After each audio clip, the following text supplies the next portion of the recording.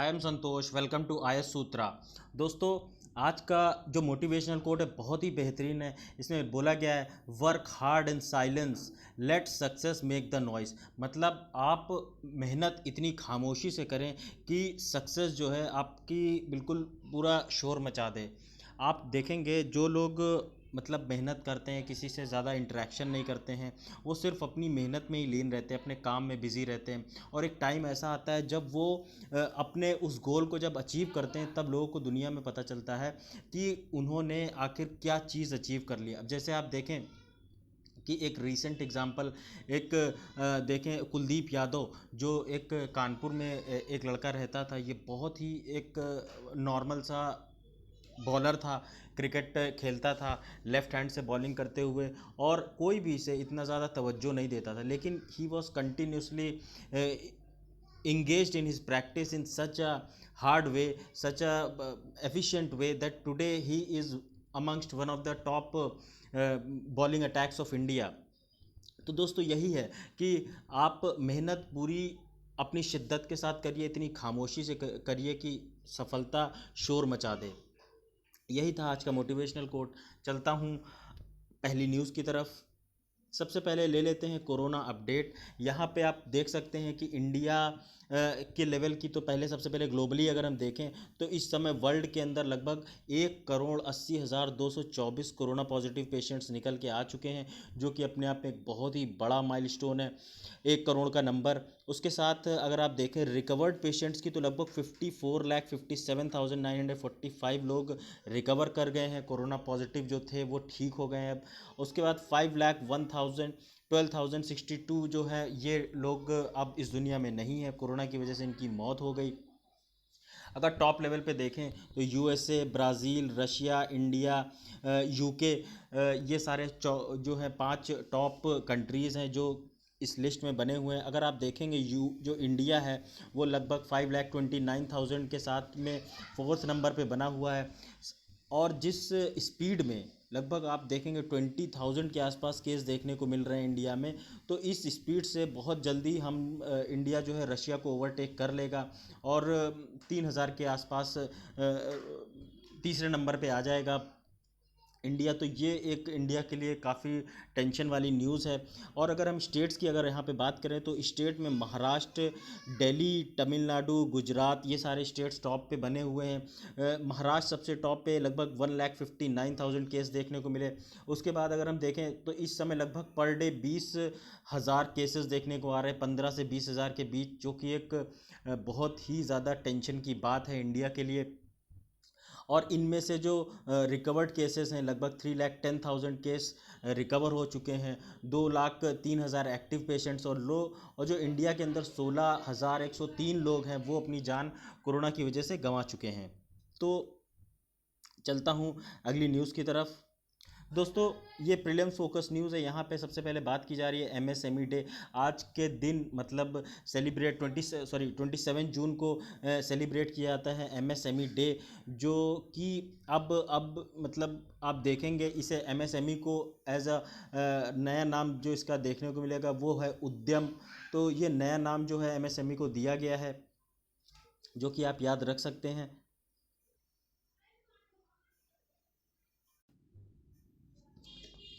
तो दोस्तों, जो मैंने आपको बताया इंडियन मनी जो है वो उसका जो रेट है जमा होने का स्विस बैंक के अंदर, वो अब कम हो गया है। मतलब कम पैसा अब स्विस बैंक में जमा हो रहा है। इसका मतलब कुल मिला के हमारे देश में जो करप्शन है वो कम होता हुआ नज़र आ रहा है, इसी वजह से वो पैसा कम जमा हो रहा है। लगभग 5.8% जो है डिक्रीज़ देखने को मिला है जो पैसा जमा होता था स्विस बैंक के अंदर, और लगभग 3.1% जो फॉरेन डिपॉजिट्स होते थे उसमें कमी देखने को मिलेगी। तो ये दोस्तों एक बहुत ही अच्छी खबर है हमारे देश के लिए, क्योंकि अक्सर आपने देखा होगा इंडिया में जो बहुत ह्यूज करप्ट लोग होते थे, जो या फिर बड़े बड़े माफिया होते थे, वो क्या करते थे, पहले पैसा कमाते थे, जो भी उनका टैक्स से पैसा बचा के या जैसे भी जिससे भी पैसा वो उनके पास जब आ जाता था वो पैसा वो ले जाके स्विस बैंक में जमा कर देते। तो स्विस बैंक की खासियत ये थी कि स्विस बैंक कोई भी अपने बैंक होल्डर का जो डेटा होता है उसको बहुत सीक्रेट तरीके पे रखती है और किसी को भी ये डिस्क्लोज़ नहीं करती थी कि वो पैसा कितना है कितना नहीं है। तो ये इस वजह से जो करप्ट लोग होते थे उनके लिए एक बहुत हेल्पफुल बैंक था। लेकिन अब हमारे देश की सरकार ने, इंडियन गवर्नमेंट ने स्विट्ज़रलैंड बैंक के साथ एक पैक्ट साइन किया है, फ्रेमवर्क बनाया है, जिसमें जो भी अकाउंट होल्डर्स होते हैं स्विस बैंक के अंदर, वो सारे अकाउंट होल्डर्स की जो जानकारी होती है वो सारी जानकारी वो एक्सचेंज करी जाती है इंडियन गवर्नमेंट के द्वारा। तो ये इससे कहीं ना कहीं जो करप्शन है कंट्रोल करने में हेल्प मिलती है, और यही रीज़न है जो अब स्विस बैंक में कम पैसा जमा हो रहा है। यही सारी बात यहाँ पे की जा रही है कि सेकंड कंजिक्यूटिव ईयर जो पैसा ये कम जमा हुआ है, और जो 2019 से जो डिक्लाइन है ये आता जा रहा है कंटिन्यूसली। और जो स्विस बैंक है वो वहाँ पे अब ये पैसा कम हो रहा है। साथ ही साथ अगर आप देखेंगे जो फॉरेन डिपॉजिट्स हैं वो 41% तक घटे हैं 2007 से अगर कंपेयर करें, और इंडिया में ये 79% तक नीचे चला गया 2007 के कंपैरिजन में। सबसे ज़्यादा जो स्विस बैंक में पैसा था ये 2006 के समय में था, जब ये स्विस बैंक में बहुत ह्यूज अमाउंट डिपॉजिट था। लेकिन उसके बाद जब जैसे जैसे रिफॉर्म्स हुए वैसे वैसे लोग पैसा अपना निकालते गए, ब्लैक मनी। तो कुल मिला के यहाँ पे ब्लैक मनी कंट्रोल करने की बात की जा रही है। और जो एसएनबी डेटा है, स्विस नेशनल बैंक का डेटा है, उसमें ये बताता है जो अकाउंट डिटेल्स हैं इंडियन नेशनल्स की वो अब शेयर की जाती है, जैसे मैंने आपको बताया AEQI के तहत।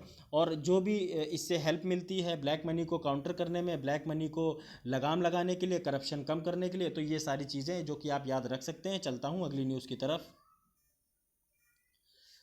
दोस्तों यहाँ पे बात की जा रही है फाइनेंशियल एक्शन टास्क फोर्स, जो कि एक जिसने अभी इलीगल वाइल्ड लाइफ ट्रेड के लिए एक रिपोर्ट पब्लिश की है, जिसमें illegal wild life trade titled money laundering and illegal wild life trade report बोला जा रहा है। इलीगल वाइल्ड लाइफ ट्रेड जो है एक तरीके का ग्लोबल थ्रेड है जो कि लिंक्ड है ऑर्गेनाइज्ड क्राइम से, जैसे कि drug trafficking, arms illegal trade, जो कि जिसका टोटल अगर एस्टिमेट देखें हम लोग तो 23 बिलियन, ये एक बहुत ही ह्यूज अमाउंट है दोस्तों, जो कि ब्लैक मनी के तौर पे निकल के आता है। और इससे लोग हथियार खरीदते हैं। आपने देखा होगा लोन वुल्फ अटैक, ISIS और लश्कर तोयबा, ये सारे टेररिस्ट ऑर्गेनाइजेशंस जो है ये सब पैसे का इस्तेमाल करके एक टेररिज्म फैलाते हैं। तो इसी पे लगाम लगाने की बात की जा रही है। क्रिमिनल्स जो है फ्रीक्वेंटली मिसयूज़ करते हैं जो वाइल्ड लाइफ ट्रेड के लेजिमेट मेजर्स हैं, और जो इंपोर्ट एक्सपोर्ट है बिज़नेस से रिलेटेड, उसमें जो है ये बढ़ता हुआ नज़र आ रहा है, जिसकी वजह से जो इलीगल वाइल्ड लाइफ क्राइम है ये बढ़ रहा है। तो इसी पे लगाम लगाएगा अब फाइनेंशियल एक्शन टास्क फोर्स, जिसमें कि जो ऐसे जो भी अकाउंट्स होते हैं उनका अकाउंट डायरेक्टली फ्रीज कर दिया जाता है, बंद कर दिया जाता है। तो कहीं ना कहीं इससे हेल्प मिलती है। According to UN world wild life report के अनुसार 2016 की, इसमें इलीगल जो ट्रेडिंग करी जाती है प्रोडक्ट्स की, इसमें लगभग 7,000 स्पीशीज़ जो फ्लोरा एंड फाउना है उससे 7,000 स्पीशीज़ प्लांट्स और एनिमल्स के इसमें इंपोर्ट एक्सपोर्ट किए जाते हैं, और उनका ब्लैक ट्रेड देखने को मिलता है। आप देखा होगा आपने जो ओपियम होता है जिसे अफीम बोलते हैं, और जो पेंगुलिन होती है एक बहुत ही महंगा जानवर है जो क्रिटिकली एंडेंजर्ड है, और इसको इलीगली अगर ट्रेड करते हैं तो मार्केट में बहुत पैसा मिलता है ड्रग माफियाओं के द्वारा। इसका बहुत बड़ा एक उनके पास इसकी डिमांड रहती है। तो इन सारी चीज़ों का जब व्यापार होता है तो ये ना कहीं ये जो पैसा जनरेट होता है इससे ये गलत कामों में यूज़ होता है। अगर आप देखें FATF के बारे में, तो FATF जो है एक basically financial action task force एक इंटर गवर्नमेंटल ऑर्गेनाइजेशन है जिसे फाउंड किया गया था 1989 के अंदर। और ये जो है G7 का इनिशिएटिव है जिसका काम है मनी लॉन्ड्रिंग जो पॉलिसीज़ हैं इनको कहीं ना कहीं कम करना। और 2001 में इसी के अंदर जो टेररिज्म फाइनेंस बोलते हैं जिसमें जैसे लश्कर तोयबा और ओसामा बिन लादेन की कई संस्थाएं रही हैं, और ISIS, इन सारी जो बड़ी बड़ी टेररिस्ट ऑर्गेनाइजेशंस हैं इनके जो फंड्स हैं ये रोके जाते हैं। FATF के द्वारा। और जो ये इसका काम है वो मॉनिटर करता है प्रोग्रेस को, जो FATF रिकमेंडेशंस हैं उस थ्रू म्यूचुअल इवैल्यूएशंस इन मेंबर कंट्रीज़। और जो इसके अगर आप देखें, जो इसका जो बेसिक पर्पस मैंने आपको बताया ही है। हेडक्वार्टर जो है इसका पेरिस फ्रांस के अंदर देखने को मिलेगा। उसके जो मेंबर्स हैं टोटल 39 है। इसको ऑफिशियल लैंग्वेज इंग्लिश और फ्रेंच है। और इसके जो प्रेसिडेंट है वो इंटरेस्टिंगली चाइनीज़ पार्ट है, मतलब चाइनीज़ प्रेसिडेंट है। इस वजह से अगर आप अभी आपने हाल फिलहाल देखा हो, जो पाकिस्तान है, पाकिस्तान को अभी ग्रे लिस्ट में ही रखा गया है। तो ये ग्रे लिस्ट में रहने की जो सबसे बड़ा रीज़न है वो है चाइना, क्योंकि चाइना पाकिस्तान का एक बहुत ही क्लोज अलाई है। हर दुख सुख में चाइना जो है पाकिस्तान का साथ देता है। इस वजह से चाइना जो है पाकिस्तान को हमेशा सपोर्ट करता है। यही कारण है कि वो ब्लैक लिस्ट में पाकिस्तान को नहीं डाल रहा है। चलता हूँ अगली न्यूज़ की तरफ। दोस्तों यहाँ पे बात की जा रही है इल्लीगल वाइल्ड लाइफ ट्रेड की, सॉरी MSME रजिस्ट्रेशन। यहाँ पे बात की जा रही है MSME रजिस्ट्रेशन, जिसमें कि अब आप देखेंगे MSME को बोला जाएगा उद्यम के नाम से, क्योंकि ये एक क्लोज वर्ड है। MSME का जो हिंदी वर्जन आप बोल सकते हैं उद्यम। इसमें जो अब जो रजिस्ट्रेशन प्रोसेस होगी, इसमें किसी भी तरह के डॉक्यूमेंट्स की ज़रूरत नहीं पड़ेगी, सर्टिफिकेट की ज़रूरत नहीं पड़ेगी, किसी भी तरीके का आपको ज़्यादा इशू नहीं रहेगा। और इसमें एक सेल्फ डिक्लेरेशन फॉर्म भरना होगा, जिसके बाद आप रजिस्टर करा सकते हैं अपना, सिर्फ आधार कार्ड नंबर के बिहाफ पे। तो इसमें जो इन्वेस्टमेंट है plant and machinery equipments turnover में, और ये सारी चीज़ें हैं जो MSME जो क्लासिफिकेशन से इसमें देखी जाएंगी, वो अब होंगी कि जो एक्सपोर्ट ऑफ गुड्स है, सर्विसेज हैं, और ये सारी चीज़ें इंक्लूड की जाएंगी, जिससे कि जो टर्नओवर है MSME का वो बढ़ाया जा सके। फिर वो चाहे माइक्रो लेवल पे हो, स्मॉल लेवल या मीडियम लेवल, तीनों जगह जो है ये एक्सपैंड मतलब एक्सपोनेंशियल राइज अब आपको देखने को मिलेगा MSME सेक्टर में। क्योंकि अब सरकार बहुत ज़्यादा ध्यान दे रही है, क्योंकि सरकार को ये अब समझ भी आ गया है कि जो इकॉनमी है अगर उसको रिवाइव करना है तो हमें बड़े बड़े उद्योग नहीं, हमें जो सूक्ष्म लघु और मध्यम उद्योग हैं इनको बढ़ावा देना होगा। तभी हमारी इकॉनमी में जो डिमांड एंड सप्लाई का जो चक्का है, जो ग्राफ है, जो व्हीकल जो व्हील है, वो जब घूमेगा तभी हमारी इकॉनमी ऊपर जाएगी। तो यही यहाँ पे बात की जा रही है कुल मिला के। इसीलिए ये सारे MSME में रिफॉर्म्स देखे जा सकते हैं, जो कि काफ़ी पहले ही हो जाने चाहिए थे, लेकिन अब देर आए दुरुस्त आए, अच्छा है ये हो रहा है। तो इसके लिए जो ये अब सिंगल विंडो सिस्टम पोर्टल बनाया जाएगा, जिसमें डिस्ट्रिक्ट लेवल पे और रीजनल लेवल पे आपको सारे काम होते हुए मिलेंगे। मतलब अब आपको कहीं पे भी एक जगह से एक विंडो पे या दूसरी 2 विंडो 3 विंडो अलग अलग जगह जाके अपनी फ़ाइल नहीं सबमिट करनी होगी। Single window portal red tapism ख़त्म होते हुआ नज़र आएगा, जिससे आपको करप्शन में लगाम होती हुई नज़र आएगी। और साथ ही साथ जो है एफिशिएंट जो टेक्नोलॉजी का यूज़ होगा, तो इससे जो हमारे जो लघु सूक्ष्म जो उद्योग हैं उनको कहीं ना कहीं प्रॉस्पर करने में हेल्प मिलेगी। यहाँ पे दोस्तों बात की जा रही है PADC, मतलब petrol product application development centre, जो कि सेटअप किया गया इंडियन ऑयल एट प्रादीप में, ministry of petrol and natural gas के द्वारा इसे इनॉग्रेट किया गया। बेसिकली इसमें 4 लेबोरेटरीज बनाई जाएंगी जो कि पॉलीमर प्रोसेसिंग में इन्वॉल्व होंगी, analytical testing lab, chemical analysis lab और कैरेक्टराइजेशन लैब। इसमें बेसिकली जो आपको साइंस एंड टेक्नोलॉजी की तरफ से सपोर्ट भी देखने को मिलेगा, और जो इसमें प्रोडक्ट बनाए जाएंगे वो पॉलीमर फिनिश प्रोडक्ट्स होंगे, जैसे कि moulded furniture, houseware, fertiliser, health care applications like baby diaper, जो पर्सनल प्रोटेक्टिव सूट होता है, मास्क, इन सब चीज़ों में आपको इसका इन्वॉल्वमेंट देखने को मिलेगा। तो ये कहीं ना कहीं एक आप देख सकते हैं, इससे हमारी जो इकॉनमी है उसे रिवाइव होगी, और नए तरीके के जो इसकी वजह से जो कंज्यूमर्स हैं, कस्टमर्स हैं, वो बढ़ेंगे। फिर वही बात डिमांड सप्लाई की, सारे ये जद्दोजहद करी जा रही है डिमांड सप्लाई के लिए, जिससे कि अलग अलग सेक्टर्स को रिफॉर्म किया जा सके। दोस्तों यहाँ पे बात की जा रही है ग्लोबल एजुकेशन रिपोर्ट की, जो कि रिलीज़ की गई यूनेस्को के द्वारा। इसमें जो कोविड-19 पैंडेमिक की वजह से जो 40% डिक्रीज़ देखने को मिला लो मिडिल इनकम कंट्रीज़ में, कि अब जो वहाँ पे पुअर, लिंग्विस्टिक और जो माइनॉरिटीज़ हैं, जो डिसेबल्ड हैं, उन सब की जो पढ़ाई है वो बहुत ज़्यादा हैम्पर होती हुई नज़र आ रही है। और साथ ही साथ अगर आप देखेंगे जो ऑनलाइन क्लासरूम्स है वो 55% low income, 73% low and middle income और 93% मिडिल इनकम कंट्रीज़ में देखने को मिल रही है, जिसकी वजह से आप देखेंगे जो लो इनकम वाले कंट्रीज़ है वहाँ पे बहुत ही ज़्यादा फ्रेजाइल सिस्टम देखने को मिलेगा एजुकेशन का, जिसकी वजह से अब जो वहाँ पे बच्चे हैं वो अब पढ़ने में उनको बहुत ही ज़्यादा प्रॉब्लम देखने को मिलेगी। क्योंकि बहुत सारी जगह पे देखा होगा आपने, जो इलेक्ट्रिसिटी नहीं है, इंटरनेट सुविधा नहीं है, या वहाँ पे कोई प्रॉपर इंफ्रास्ट्रक्चर ही नहीं है ऑनलाइन पढ़ने के लिए, तो वो बच्चे कैसे पढ़ेंगे। तो इसीलिए सरकारों ने अलग अलग जो है उन्होंने रेडियो के माध्यम से, टेलीविज़न के माध्यम से भी पढ़ाई कराने की बात करी है। जो पुअर स्टूडेंट्स हैं उनको जो कि डिपेंड करते थे फ्री मील्स के लिए, फ्री सैनिटरी नैपकिन्स के लिए, ये सारी चीज़ें जो इन चीज़ों को कलेक्ट करने की वजह से एक उन्हें लालच रहता था कि वो ये जाएंगे और उन्हें एक तो खाना मिलेगा, साथ ही साथ पढ़ाई भी हो जाएगी। तो वो उनको लगता था कि चलो कुछ खाने के बहाने पढ़ाई हो जाएगी। तो ये चीज़ें कुल मिला के इंटरलिंक थी, और इस वजह से बच्चों में एक एजुकेशन के लिए कहीं ना कहीं एक थोड़ा सा वो ललायत रहते थे पढ़ने के लिए।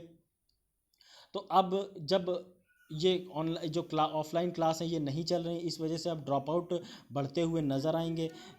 17% लो इनकम मिडिल कंट्रीज़ जो है वो प्लान कर रही हैं कि 22% जो टीचर्स का रिक्रूटमेंट बढ़ाया जाएगा, और जो 68% रेमेडियल क्लासेस को इंट्रोड्यूस किया जाएगा जब स्कूल्स ये नए खुलेंगे। दोस्तों यहाँ पे बात की जा रही है नशा मुक्त भारत, मतलब यहाँ पे कुल मिला के ड्रग्स को मना करा जा रहा है कि ड्रग्स लेना बिल्कुल सही बात नहीं है। नशा मुक्त भारत जिसमें एक एनुअल एक्शन प्लान बनाया गया 2021 के लिए, इसमें 272 मोस्ट अफेक्टेड डिस्ट्रिक्ट्स हैं उनके लिए एक नेशनल एक्शन प्लान बनाया गया है, जिसमें जो अवेयरनेस कैंपेन चलाया जाएगा higher education institutions, university campuses के लिए, schools, community outreach, identification of dependent population, focus on treatment facilities, hospital settings, capacity building programs और सर्विस प्रोवाइडर। कुल मिला के बात यह है कि जो भी बच्चे आप देखेंगे, जो यूथ है वो आजकल ज़्यादा अट्रैक्टेड है वो नशा करने के लिए, चरस, गांजा, अफीम, शराब, सिगरेट, ये सारी चीज़ें जो हैं आप देखेंगे वही लोग ज़्यादा करते हुए नज़र आते हैं, जिनकी लाइफ में कहीं ना कहीं वो पेसिमिस्टिक हैं, जिनकी लाइफ में एक नेगेटिव अप्रोच जो लेके चलते हैं, वही लोग नशा ज़्यादा करते हैं। और या फिर उनकी सोसाइटी में कुछ गड़बड़ी हो तब ये सारी चीज़ें देखने को मिलती हैं। तो कुल मिला के सरकार जो है इस पे काम कर रही है, और अब जो रिहैबिलिटेशन प्रोग्राम इसके लिए चलाने की बात की जा रही है। बच्चों को एजुकेट किया जाएगा कि कैसे वो अपने इस एडिक्शन को छोड़ें, और एक प्रॉपर साइकेट्रिस्ट की मदद दी जाएगी बच्चों को, जिससे कि वो अपना नशा छोड़ सके और अपनी जवानी को नशे में ना बर्बाद करें। दोस्तों आपने देखा होगा जो ये ड्रग माफिया होते हैं ज़्यादातर जो यंग जनरेशन है, जो जैसे को आप देखेंगे 12 से लेके 15, 16, 17 साल तक के बच्चों को अपना शिकार बनाते हैं, क्योंकि ये लंबे समय तक आप देखेंगे कि ये उनके एक तरीके के कस्टमर बन जाते हैं। अगर आप देखेंगे अगर कोई 40 साल का बंदा है वो ये नशा लेना स्टार्ट करता है, तो वो तो ज़्यादा से ज़्यादा 10 साल 20 साल तक वो सरवाइव करेगा, और फिर उसके बाद वो मार्केट जो है ख़त्म कर जाएगा, उसकी जो डिमांड है वो ख़त्म हो जाएगी। लेकिन जो ये नई जनरेशन है अगर 10 से 12, तो उनको लगभग 30 साल 35 साल तक के लिए एक बंधा कस्टमर मिल जाता है। तो इसीलिए आपने देखा होगा जो ड्रग माफिया होते हैं वो ज़्यादातर ये देखते हैं जो नए बच्चों को नशा करना सिखाया जाए। तो यही सारी चीज़ें, इन्हीं सारी चीज़ों को पे हमारी सरकार को ध्यान देने की ज़रूरत है कि कैसे हमारे देश को नशा मुक्त किया जा सके। तो दोस्तों ये एक इम्पॉर्टेंट एडिटोरियल है। इसमें जो है चाइनीज़ और इंडियन एयरफोर्स के एक तरीके कंपैरिजन किया जा रहा है कि अगर वॉर होता है तो क्या कंडीशन होगी इंडियन एयरफोर्स और चाइनीज़ एयरफोर्स के बीच में, क्या कंपैरिजन में, क्या अच्छे अच्छे क्या फाइटर जेट्स इंडिया के पास में है, कैसे चाइना के पास में। तो उसी से रिलेटेड ये आर्टिकल है। और इसमें देखने को आपको मिलेगा कि जो एयरफोर्स की क्या इम्पोर्टेंस है इंडिया के किसी भी वॉर में। तो सबसे पहले अगर हम देखें कि जो हमारा जो एयर पावर है वो बहुत ही ज़्यादा इम्पोर्टेंस रखता है किसी भी, हम अगर वॉर में जाते हैं। क्योंकि अगर हमारा एयर फोर्स या एयर पावर मजबूत होगा तो हम एलएसी पे होने वाले किसी भी खतरे से आसानी से निपट सकेंगे। तो ये आप देखेंगे 1962 में जो वॉर देखने को मिला हमें चाइना के साथ, उसमें हमने अपना जो एयर फोर्स है उसको बहुत ही कम यूज़ किया था। इसी वजह से आपने देखा कि 1962 में हमें हार का भी सामना फेस करना पड़ा था। पूरी तरीके आर्मी ही डिप्लॉयड थी वहाँ पे और आर्मी ही लोहा ले रही थी चाइनीज़ आर्मी के साथ में। तो अब अगर वॉर लाइक सिचुएशन होती है तो हमें जो है अपना ये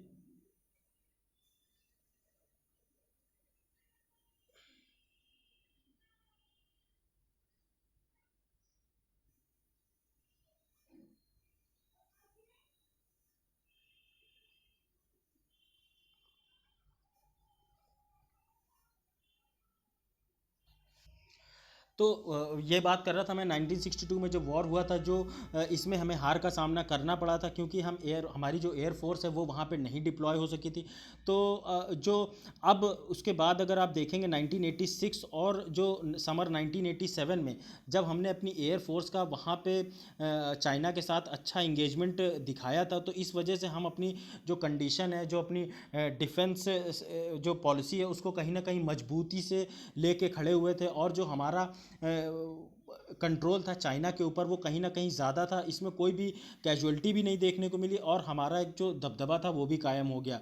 तो अगर आप देखें ना, जून 15-20 की जब हमारी पेट्रोलिंग पार्टी जो थी गालवान के अंदर .14 के अंदर, वहाँ पे एक वायलेंट क्लैश देखने को मिला जिसकी वजह से लगभग हमारे 20 सोल्जर्स जो थे वो शहीद भी हो गए। तो ये सारी चीज़ें दोबारा ना हो, इन सब चीज़ों के लिए जो हमें बेसिक चीज़ों पे ध्यान देना होगा वो ये कि जो हमें अपने जो टैक्टिकल एडवांटेज और टैक्टिकल गेंस के लिए हमें अगर अमेरिकन जो सॉरी चाइनीज़ आर्मी के साथ अगर फाइट करनी है तो हमें अपना जो ये रेशियो है वो 5:1 रखना होगा। मतलब अगर एक उधर चाइना की तरफ एक वहाँ पे उनका आर्मी का पर्सन है तो इंडिया की तरफ ये 5 होने चाहिए। तब हम उनकी जो आर्मी है उससे मुकाबला कर पाएंगे डिफेंस लेवल, आर्मी लेवल पे। और अगर हमें यहीं पे एयरफोर्स की हेल्प मिल जाएगी तो ये रेशियो इसको कहीं ना कहीं हम बैलेंस कर पाएंगे अपनी एयरफोर्स से। तो यही बात बेसिक बोली जा रही है यहाँ पे। अब देखिए, अगर रीसेंट ऑपरेशनल असेसमेंट हम देखें तो इसमें जो हार्वर्ड कैनेडी स्कूल ने स्टडी करी है उसमें बोला है कि इंडियन एयरफोर्स जो है वो इंजॉय करती है क्वालिटेटिव और क्वांटिटेटिव लेवल पे एक एडवांटेज है इंडियन एयरफोर्स को people liberation army air force PLAAF के ऊपर। मतलब अगर इंडियन एयरफोर्स और चाइनीज़ एयरफोर्स का कंपैरिजन करें तो उसमें इंडियन एयरफोर्स का अपर हैंड है LAC पे। क्योंकि जो हमारा जो फोर्थ जनरेशन, हमारे पास जो फोर्थ जनरेशन एयरक्राफ्ट हैं जैसे कि सुखोई 30 MKI, मिराज 2000, MiG-29 से, ये बहुत ही सुपीरियर क्वालिटी के हैं in comparison to Chinese jets like J-10, J-11, Sukhoi 30, MKKS। इन सारे जेट्स के कंपैरिजन में हमारे जो जेट्स है बहुत ही सुपीरियर क्वालिटी के हैं। और ये उसके साथ ही साथ जो IF के जो ऑपरेशनल बेसेस हैं ये भी ज़्यादा हैं इन कंपैरिजन टू PLAF, जो हमारे लिए एक अपर हैंड है। लेकिन अगर हम देखें तो हमें सिर्फ़ और सिर्फ इसी चीज़ पे डिपेंड नहीं रहना होगा। क्योंकि चाइना के भी अपने कुछ इम्पॉर्टेंट पॉइंट्स है जहाँ पे उसका अपर हैंड है। अगर आप देखेंगे कि जो हमारे पास जो PLA रॉकेट फोर्स है, सॉरी, जो एक मिनट।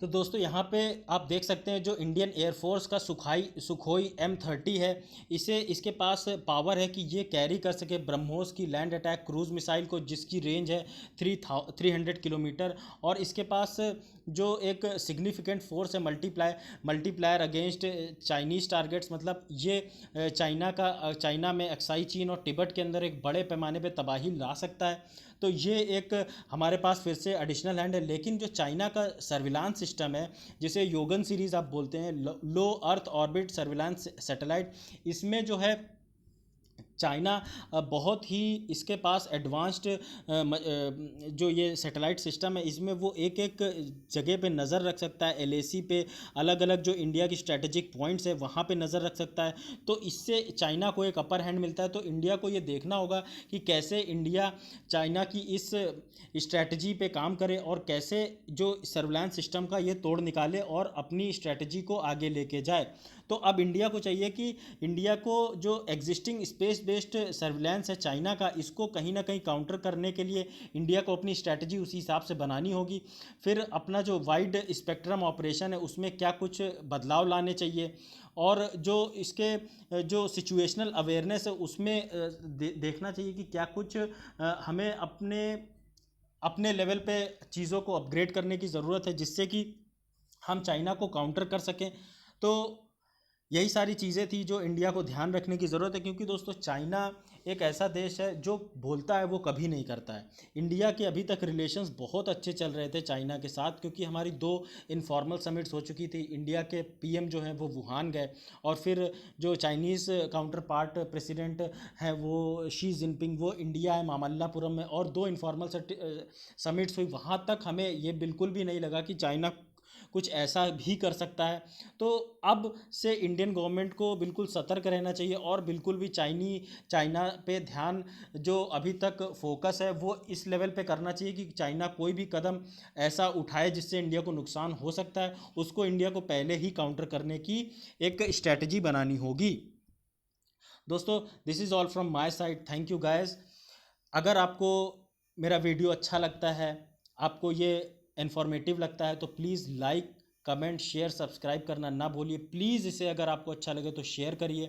साथ ही साथ अगर आपको ये वीडियो मेरा इसमें कोई भी कमी लगती है तो प्लीज़ आपको डिसलाइक करने का पूरा हक है, आप इसे डिसलाइक करिए। लेकिन बस फीडबैक में मेरे को ये बताइए कि क्या कुछ कमी रही जो मैं इसमें अब अपग्रेड ला सकता हूँ।